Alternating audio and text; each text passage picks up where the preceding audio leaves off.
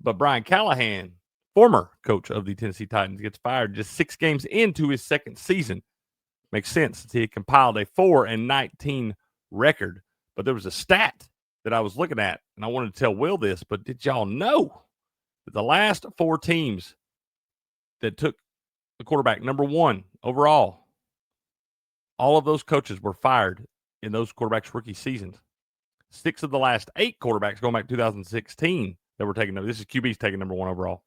And 6 of the last 8 teams that took a quarterback number 1 overall fired their coach in that rookie season. The only ones that didn't do it in 2019, Kyler Murray in Arizona, and in 2020, Joe Burrow in Cincinnati. But that's the thing, man. I want to ask Will because I'm wondering how long the leash should be for these guys.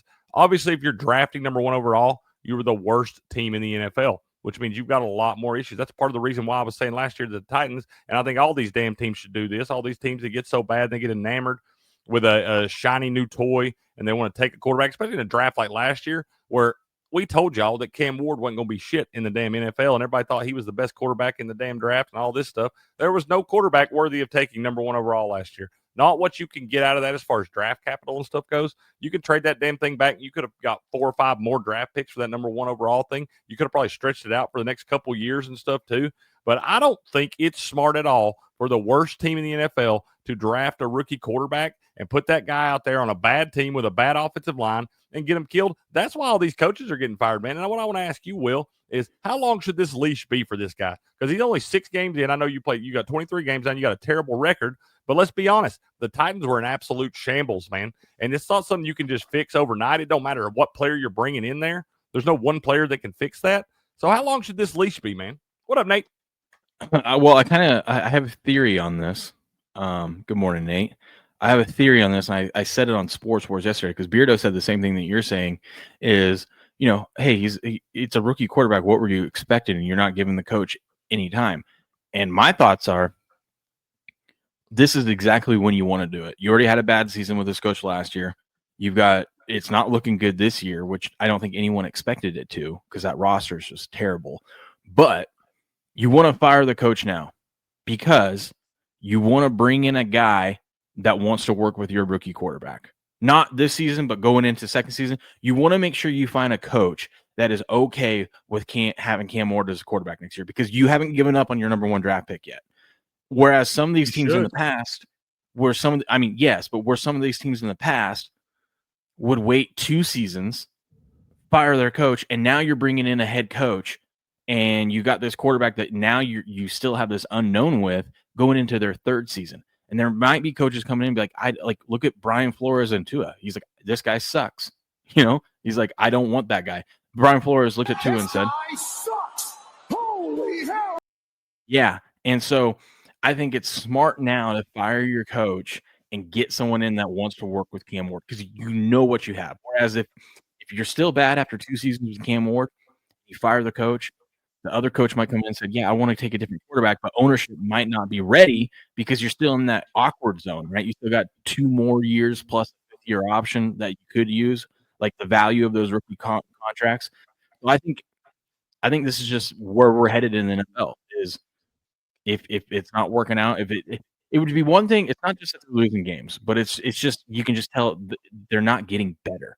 And so let's bring in a new regime and see if we go into his 2nd year with a coach that wants to work with Cam Ward or whatever quarterback in that spot. Does that make sense? I understand. I see what you're saying. I do completely understand what you're saying. I just wonder how long is not long enough. Like you're constantly talking about these rookie quarterbacks, and you're bringing in new head coaches that are implementing new systems and different things. You're probably not learning a whole new offense, but you're going to tweak it some, and that's hard to do too, man. These guys don't have any time to get comfortable or get any kind of footing because nobody's safe in these franchises. And they'll drop the axe, with the drop of a hat like that. And I'm just curious. I'm like, here's the thing. For this one, I'm okay with because I haven't seen this team getting better. Yeah. Like I haven't seen you be competitive out there. I haven't seen you each week taking the next step up. So I actually seen this team get worse from their week 1 game against Denver where they were actually leading in the second half to get to the point where there ain't no damn reason they should have any win on the board. if Arizona doesn't completely implode out there, and you were getting whipped in that damn game. So you haven't seen any kind of really progress out of the Titans. So I'm okay with this one. But I have seen coaches in the past, like Brian Flores, that did the damn thing, started out with an 8-game losing streak. If you were going to fire him, why didn't you fire him then? Then the man turned around, the only guy ever to have an 8-game losing streak and 8-game winning streak in the same season, and you fired him anyway right there. But I'm like, what are you looking for if you're Miami? You're kind of getting what you deserve now after firing that guy, But I think a lot of franchises do this. Yeah, but if you're a head coach, this is actually a good spot for you. Like if you want this job, because now you get to come in. You know that you have to work with Cam Ward, and you got 2 seasons. Cam, in this scenario, Cam Ward's second and third season. And here's what you can do as a coach. You got to try to develop that quarterback, but you also have to build a team and show that the other, show promise elsewhere around outside of quarterback. And if you're a good head coach and the team is looking good, but it's clear after year 3 of Cam Ward that he just isn't, like, it's clear as day to everyone. The problem is the quarterback, not the coach and coaching up his the players around him, right? Then that coach is usually safe. The rare exception was the Brian Flores, because ownership, which can always happen, was like, nah, we want to go with the quarterback, not the coach. You know what I mean? So it is a gamble, but at least as a coach, if you do your job and it just isn't working out because you don't have the guy at quarterback, and it's clear as day, ownership would be more comfortable at that point moving on from a quarterback, and then you get to bring in your own guy and be like, look, I built a team. The team's playing great. Let me try to get my quarterback. So as a coach, it kind of gives you some protection. Yeah, I see that, and coming in there, but I think this ownership sometimes is way too involved with the draft process and stuff like that. You got a lot of people that aren't really.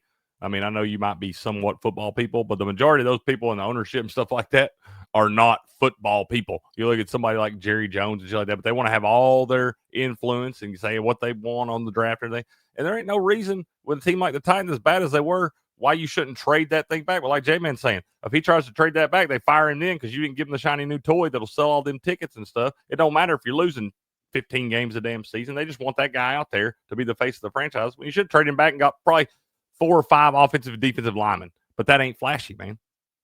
Yeah, I know. But I mean, that you can't control that. I mean, that's just, you can't, but I'm saying that's part of the problem.